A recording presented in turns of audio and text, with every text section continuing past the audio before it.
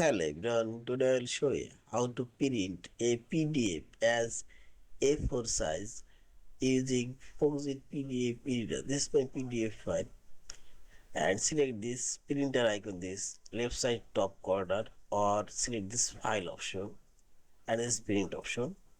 This printer dialog box now open and select here your printer from the PDF Editor printer, and you can select all page or a specific page range and select a scale and fit to the printer margin. Now set this page setting option.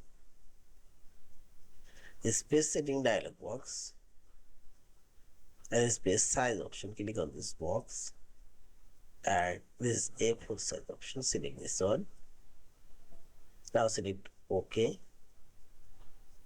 This A4 size paper ratio now added. Now select OK and save as. Now select save and say this an A4 size PDF now printed, and select file option and select PDF properties option and this A4 size PDF. Yeah, thank you for watching. Please subscribe, like, share and comment.